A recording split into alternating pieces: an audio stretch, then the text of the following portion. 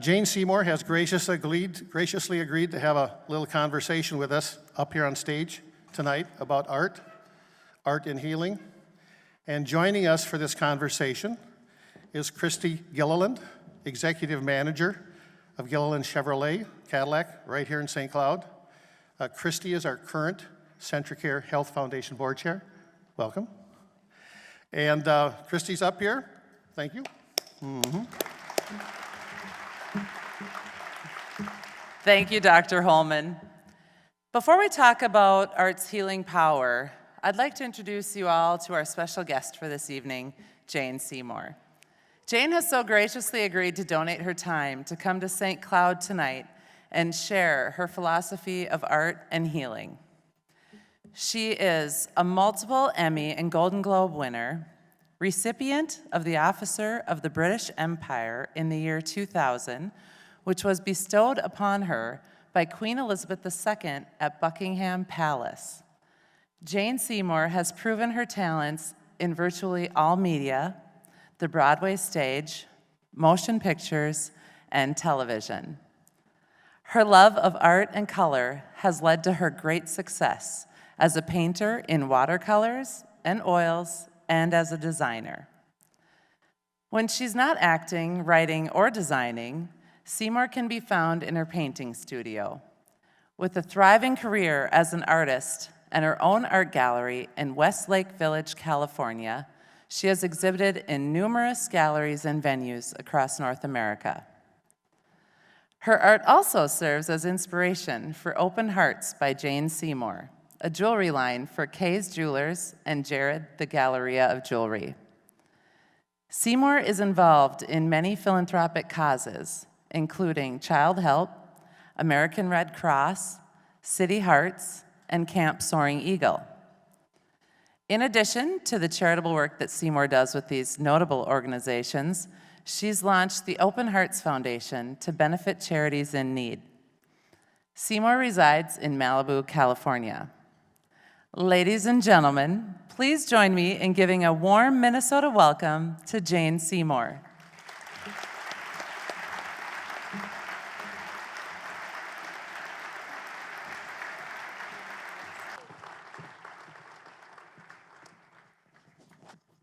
Thank you, Jane.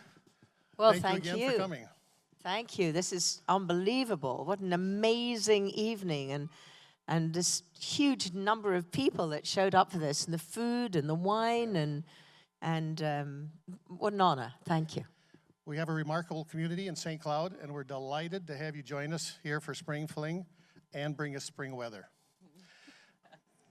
I'm glad we did, because I didn't have any winter clothes with me. I came from Tampa with a swimsuit.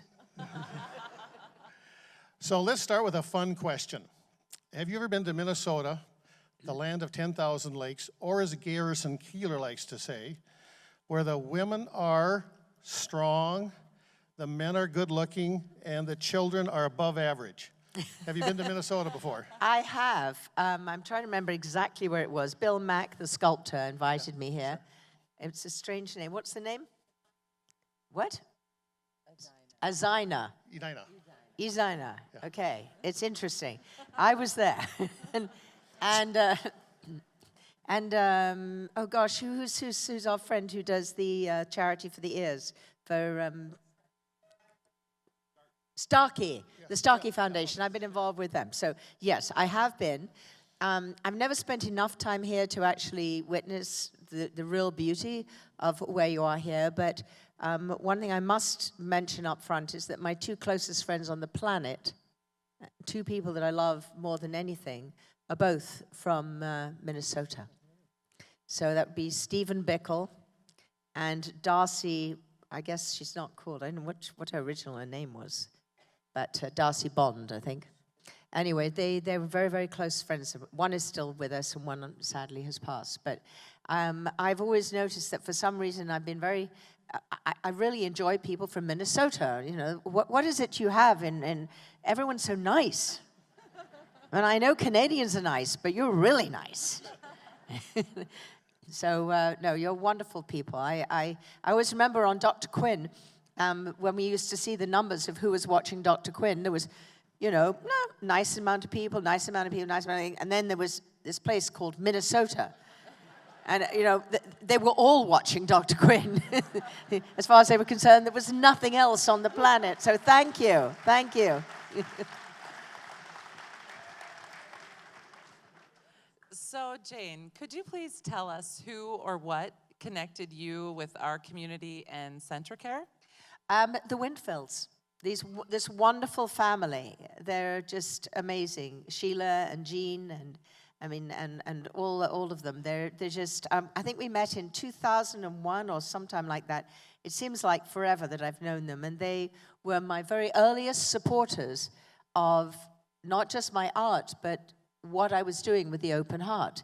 And I think they witnessed the very first open hearts and just said, okay, we get this. And I think their encouragement really led me to continue with it and build it up to what it is now, which is, especially the double open heart, has really become like a universal symbol of giving and receiving love. But I am beyond excited to know that this single open heart, the first one ever on the planet of mine, is going to be right here in St. Cloud. I'm just, and it's so beautiful. So beautiful. And I can't thank them enough for doing this. This will be a legacy forever. You led in talking about your open hearts philosophy and the symbolism behind your work. Talk a little bit more about how that came to be for you. What struck your heart about your work? Well, the real story of the open heart, the inspiration behind it, was whenever I was asked to paint hearts for American Heart Association, originally for a campaign they were doing to alert women to the dangers of heart disease, which is, of course, the silent killer. And I know because I deal with heart issues, my entire family. It's something I know well, and my father was a doctor, so I'm well up on that.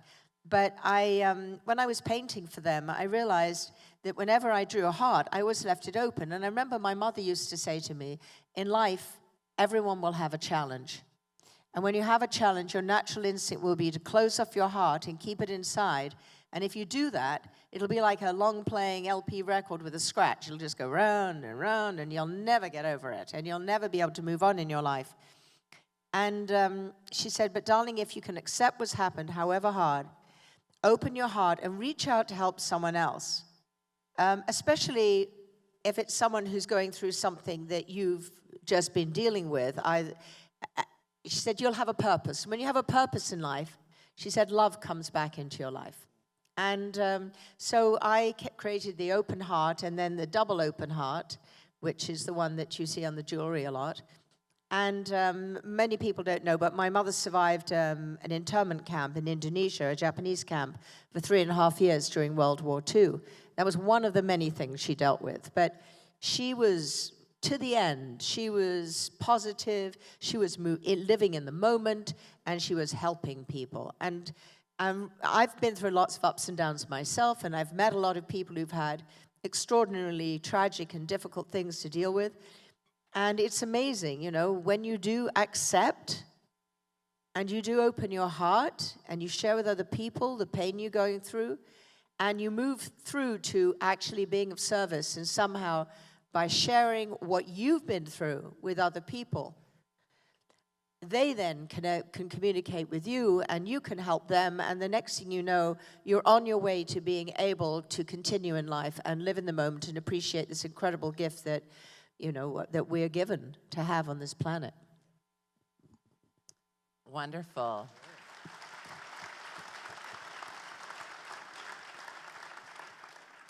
So could you please describe for us the installation of your monumental open heart sculptures? Tell us about how many there are, where they are, and what they are. Well, the one you have here, as you know, is going to the hospital, correct? And I can't wait to see it there on Saturday. And I'm so excited about the granite base. I just think that's so appropriate, first of all, because this is the home of granite.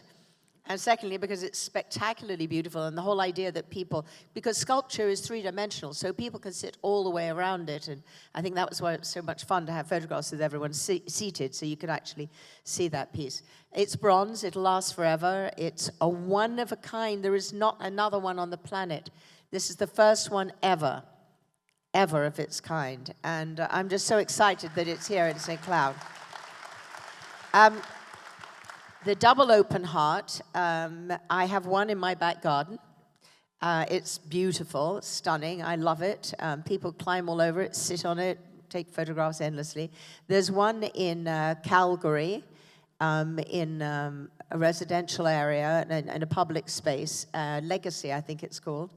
And it's a very open-hearted community, and so the builder of that community wanted that sculpture there to be a center point for all of them, and that was really lovely. And of course, there's a gold one in Akron, Ohio, at the home office of Signet, which is the parent company of Kay Jewelers, Jared's, and actually they recently purchased Zales, and Peoples in Canada, and H. Samuels and Ernest Jones in England. So it's a very large company, and they exclusively do open hearts jewelry with me, and they have the huge, big gold one, so it's beautiful. And I have heard that there's a possibility of another one going to New Orleans maybe next year. I hope all of you in the audience noticed as you came in today, the sculpture that Jane is referring to is indeed going to St. Cloud Hospital to be in our Heart Center. It has been donated by the Winfields. Again, thank you, Jean and Sheila.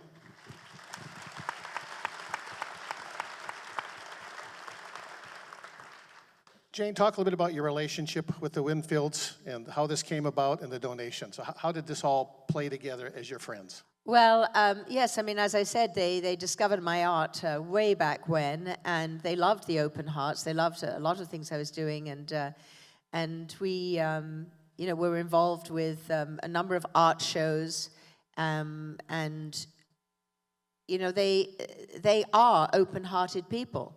That's who they are. That's what they are. They give and give and give, and that's why we're here today. And I was just so honored when they purchased this piece, and especially when they said they were purchasing it for a donation to the hospital, because art heals, and there will be a lot of people who will come and go to that hospital, and a lot of people who will visit that hospital, and they'll touch it and feel it and sit on it and sit next to it and take photographs with it. It'll be there forever. It's magic. I mean, you've given an amazing gift, and you're honoring the generosity of your entire family, and I love you all, and thank you so much for doing that. And thank you for bringing me here to Minnesota.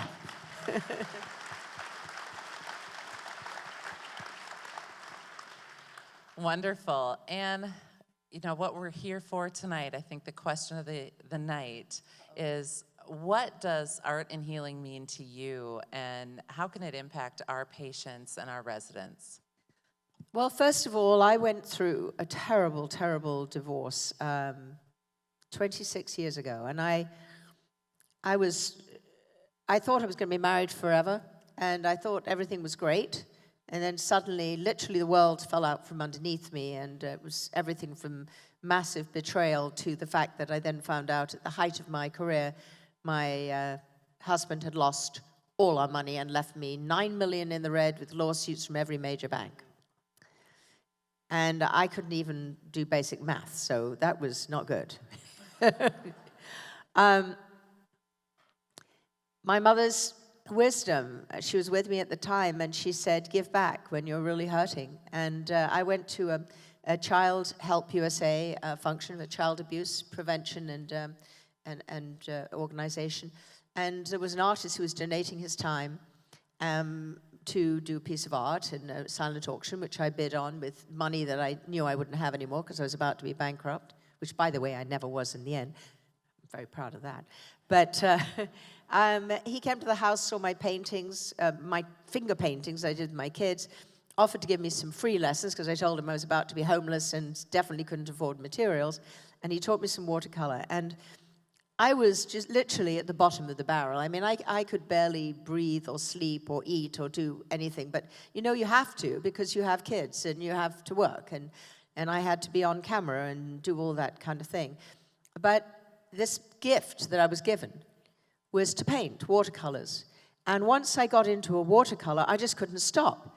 And it was like this unbelievable Zen healing thing that happened to me. And I just painted and painted and painted. And I painted my way back into happiness and joy. And it was really interesting because you'd think when you're that low and that angry and that upset and that scared that you'd paint angry, scared things. But I didn't. I painted beauty. I painted the beauty of nature, serenity, flowers, landscapes, and then eventually what I knew, mothers and children and on the beach and things like that. So healing is, I think art is incredibly healing.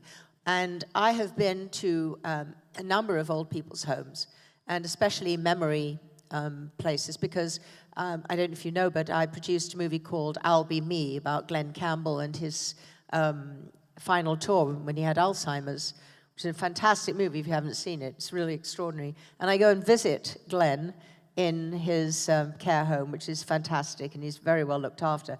But before he got that far, he came to my studio, and at this point, Kim, his wife, was just desperate. She just said, you know, he can't do anything anymore. He doesn't know, you know, his own bedroom. He doesn't know where his own bathroom is. It's getting really bad. But he came in, and I got him painting. And he did a couple of paintings with me in my studio, and he just had the best time. There was a smile on his face. He started singing. He got carried away with it, and we were just all watching. We just said, wow, you know, this has brought him back into the present moment, and so happy, not frustrated at all. You know, he's painting abstract, but he knew what he was painting. He said, that's a house, that's a this, that's a that, and we went, you're right, it is. And it was wonderful. We've actually made some reproductions of those pieces, and when we sell those, they go towards Glenn and towards people with Alzheimer's. So, yes, art is very healing, and not just for everybody. You know, you don't have to be in old people's home to be healed with art. And I actually believe that everyone knows how to paint. They just don't give themselves permission to believe it. On behalf of all of us,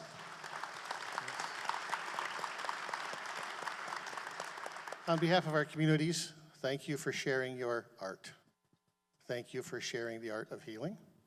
Thank you for coming and visiting and sharing your time and talent so graciously. Let's have a round of applause as they leave the stage for Jane, the Winfield family, and again, what a marvelous evening.